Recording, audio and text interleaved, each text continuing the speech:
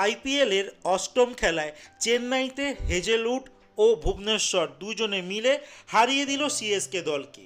এই ম্যাচে চেন্নাই অধিনায়ক ঋতুরাজ গায়কোয়াড় টসে জিতে বোলিং করার সিদ্ধান্ত নেয়, যেখানে প্রথম থেকেই বিধ্বংসী ব্যাটিং করতে শুরু করে ইংল্যান্ডের ফিল সল্ট। ব্যক্তিগত 16 বলে 32 রানে নূর আহমেদের বলে স্টাম্পিং হয় ধোনির হাতে।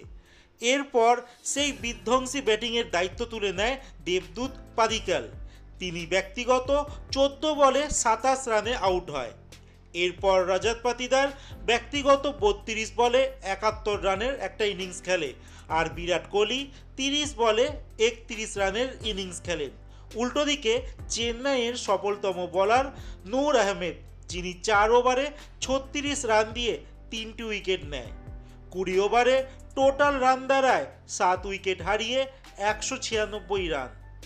197 রানের লক্ষ্যমাত্রা নিয়ে ব্যাটিং করতে নেমে শুরু থেকেই নিয়মিত ব্যবধানে উইকেট হারাতে থাকে চেন্নাই দল, যেখানে অধিনায়ক ঋতুরাজ গায়কোয়াড় 0 রানে আউট হয়ে যায়। যেখানে একটা সময় চেন্নাই দলের স্কোর দাঁড়ায় 99 রানে 7 উইকেট। তারপরেই 9 নম্বরে ব্যাট করতে আসে মহেন্দ্র সিং ধোনি, আর এখান থেকেই থেকে যায় প্রশ্ন, সিনিয়র হয়ে একজন গুরুত্বপূর্ণ ব্যাটার গুরুত্বপূর্ণ সময় আশ্বিনকে আগে পাঠিয়ে নিজে পরে ব্যাট করতে আসছে। একই প্রশ্ন তোলে প্রাক্তন ভারতীয় খেলোয়াড়রাও। অবশেষে চেন্নাই 20 ওভারে 8 উইকেট হারিয়ে 146 রানে পৌঁছায়, মানে 50 রানে জয় পেল আরসিবি। ধোনি ব্যক্তিগত অপরাজিত 16 বলে 30 রান করে। আরসিবির এই জয় চিপাকার মাটিতে 6155 দিন পর।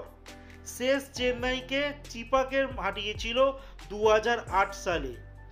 এই ম্যাচে আরসিবির হয়ে অনবদ্য বোলিং করে হেজেলউড ও ভুবনেশ্বর কুমার। হেজেলউড 3টি উইকেট নেন, আর ভুবনেশ্বর কুমার তিনি 1টি উইকেট পান।